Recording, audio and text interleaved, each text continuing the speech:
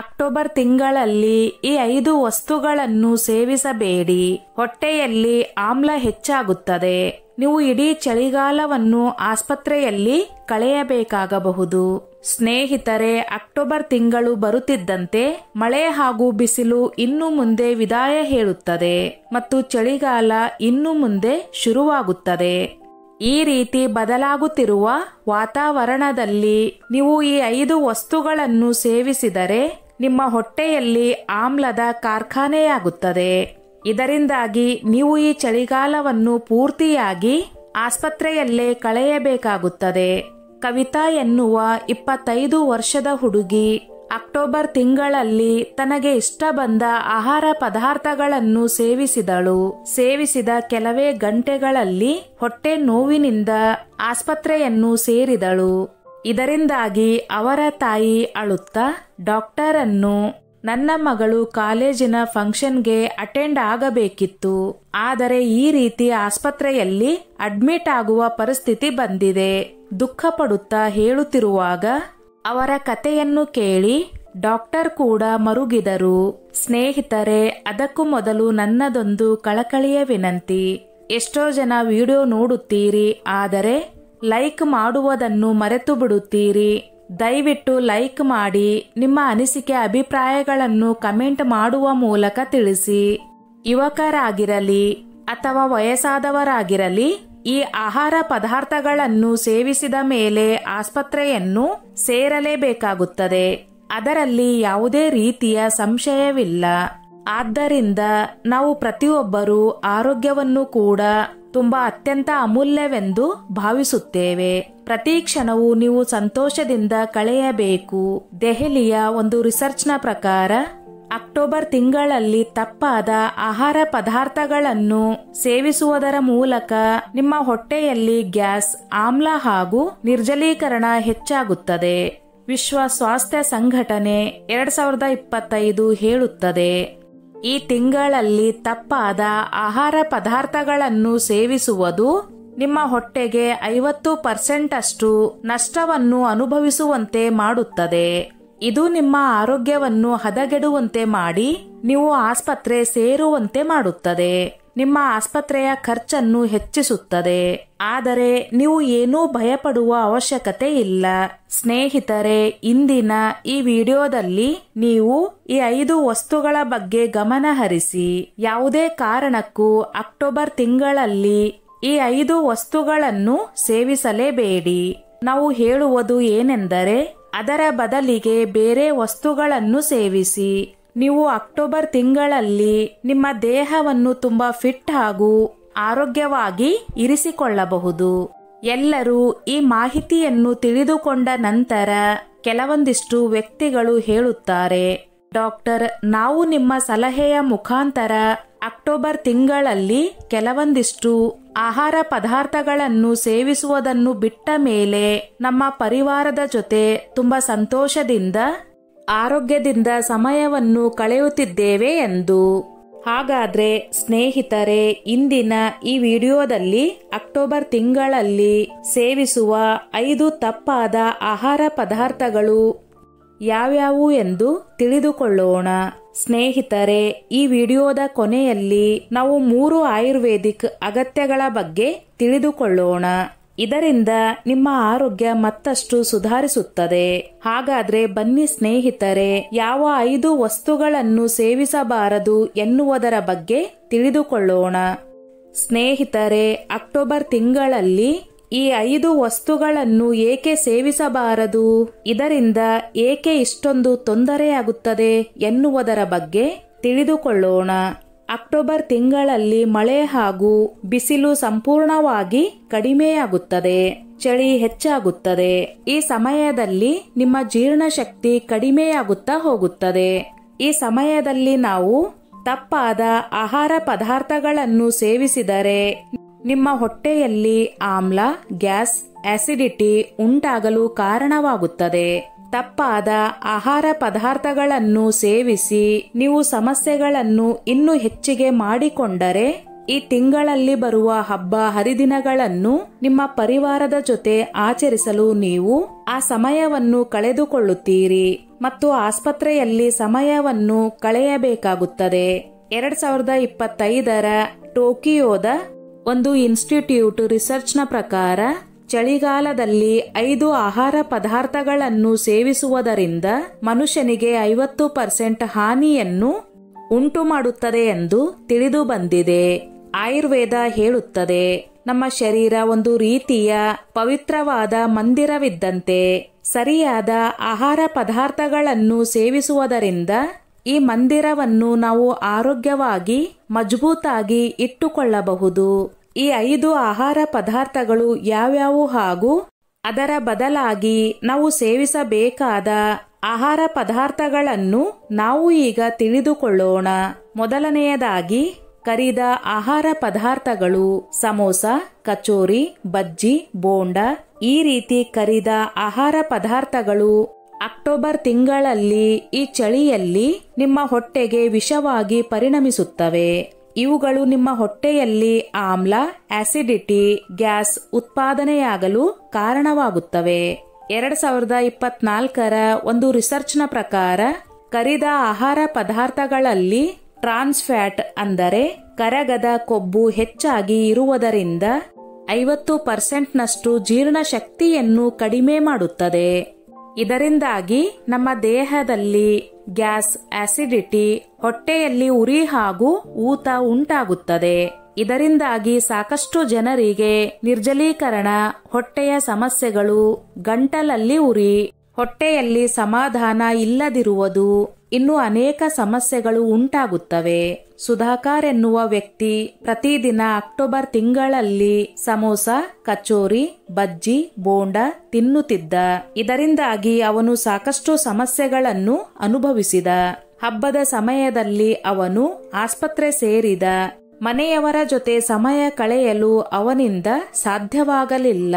ನಂತರ ನಾವು ಹೇಳಿದ ಈ ಮನೆ ಮದ್ದನ್ನು ಉಪಯೋಗಿಸಿದ ಮೇಲೆ ಅವನು ಈ ಎಲ್ಲಾ ತಿಂಡಿಗಳನ್ನು ತಿನ್ನುವುದನ್ನು ಬಿಟ್ಟು ಮನೆಯವರ ಜೊತೆ ಖುಷಿಯಿಂದ ಸಮಯವನ್ನು ಕಳೆಯುತ್ತಿದ್ದಾನೆ. ಕರಿದ ಆಹಾರ ಪದಾರ್ಥಗಳು ಪಿತ್ತ ದೋಷವನ್ನು ಉಂಟು ಮಾಡುತ್ತವೆ.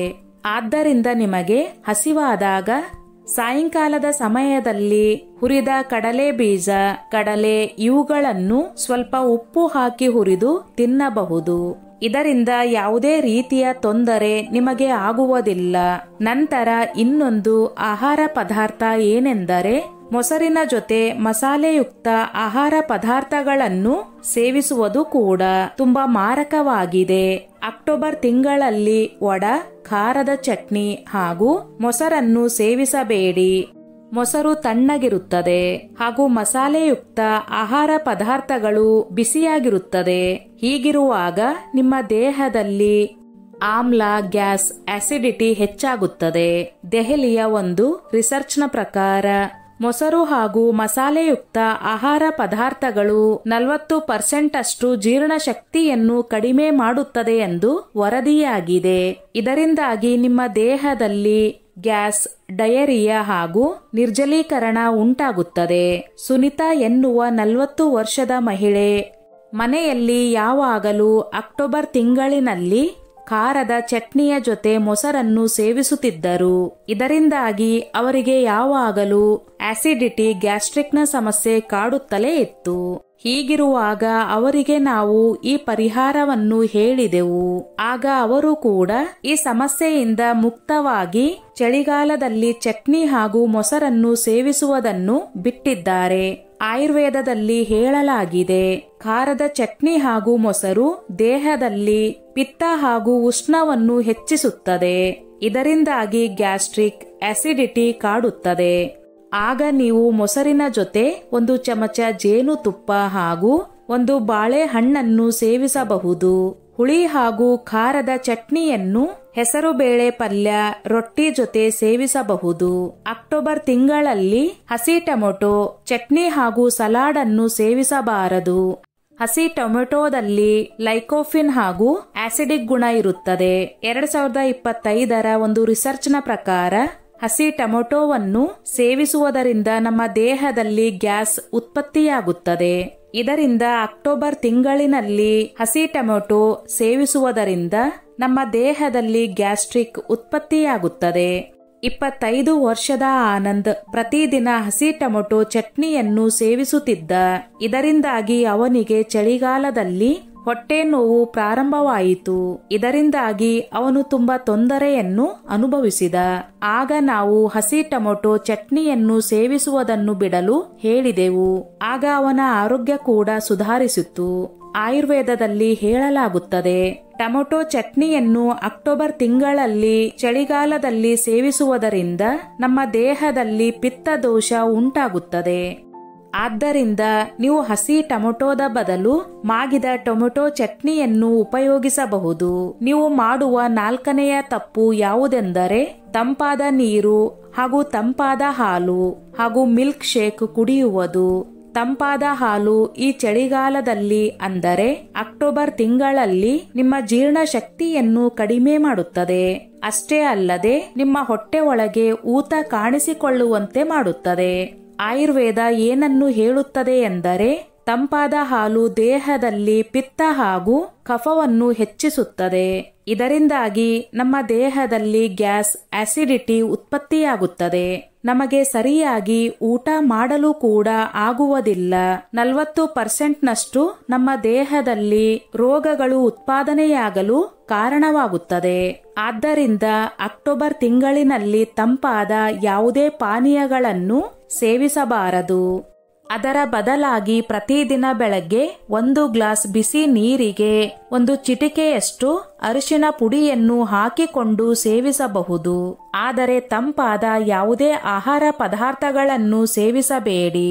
5ನೆಯದಾಗಿ ಸ್ನೇಹಿತರೆ, ಬಹಳಷ್ಟು ಒಣ ಮೆಣಸಿನಕಾಯಿ, ಮಸಾಲೆಗಳನ್ನು ಹೊಂದಿರುವ ತರಕಾರಿಗಳು ಅಥವಾ ಆಹಾರ ಪದಾರ್ಥಗಳು, ಅಕ್ಟೋಬರ್ ತಿಂಗಳಿನಲ್ಲಿ ತುಂಬಾ ಖಾರವಾಗಿರುವ ಮಸಾಲೆಯುಕ್ತ ಆಹಾರ ಪದಾರ್ಥಗಳನ್ನು ಸೇವಿಸುವುದು ತುಂಬಾ ಹಾನಿಕಾರಕ. ವಾತಾವರಣದಲ್ಲಿ ಈ ತಿಂಗಳಲ್ಲಿ ತಂಪು ಹೆಚ್ಚಾಗಿರುವುದರಿಂದ ಮಸಾಲೆ ಪದಾರ್ಥಗಳು ಹಾಗೂ ಖಾರದ ಆಹಾರ ಪದಾರ್ಥಗಳು ನಮ್ಮ ದೇಹದಲ್ಲಿ ಗ್ಯಾಸ್ಟ್ರಿಕ್, ಆಸಿಡಿಟಿಯನ್ನು ಉಂಟು ಮಾಡುತ್ತವೆ. ಇದರಿಂದಾಗಿ ನಮ್ಮ ಹೊಟ್ಟೆಯಲ್ಲಿ ಉರಿ ಉಂಟಾಗುತ್ತದೆ. ಅಮೆರಿಕದ ಒಂದು ರಿಸರ್ಚ್ನ ಪ್ರಕಾರ ಅಕ್ಟೋಬರ್ ತಿಂಗಳಿನಲ್ಲಿ ಅಂದರೆ ಚಳಿಗಾಲದಲ್ಲಿ ಈ ರೀತಿ ಖಾರದ ಮಸಾಲೆಯುಕ್ತ ಆಹಾರ ಪದಾರ್ಥಗಳನ್ನು ಸೇವಿಸುವುದರಿಂದ ನಮ್ಮ ದೇಹದಲ್ಲಿ 50% ಜೀರ್ಣಶಕ್ತಿ ಕಡಿಮೆಯಾಗಿ ಗ್ಯಾಸ್, ಆಸಿಡಿಟಿ ಉತ್ಪತ್ತಿಯಾಗುತ್ತದೆ.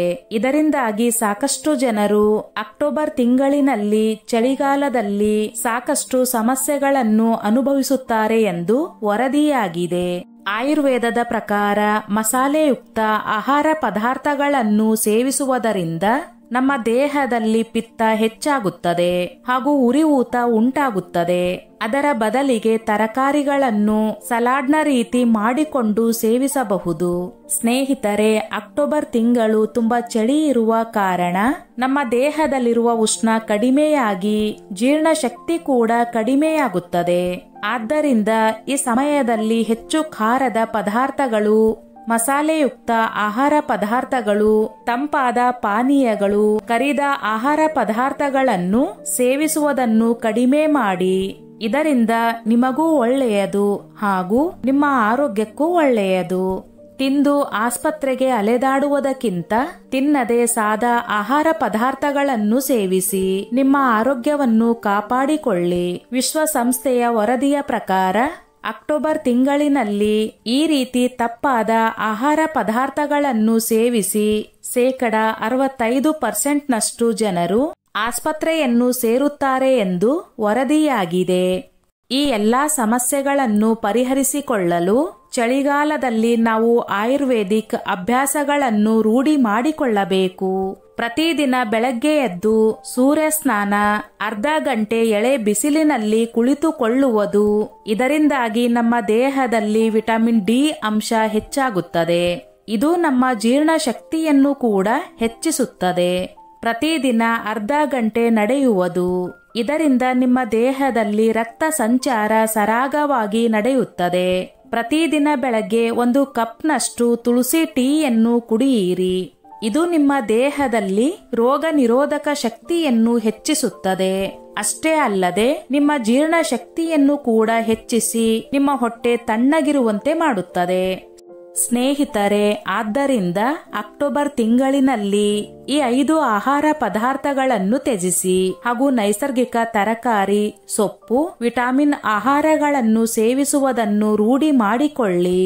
ಆದರೆ ನೀವು ಈ 5 ತಪ್ಪುಗಳಲ್ಲಿ ಯಾವ ತಪ್ಪನ್ನು ಈಗಿನಿಂದಲೇ ಬಿಡುತ್ತೀರಿ ಎನ್ನುವುದನ್ನು ನಮಗೆ ಕಮೆಂಟ್ ಮಾಡುವ ಮೂಲಕ ತಿಳಿಸಿ.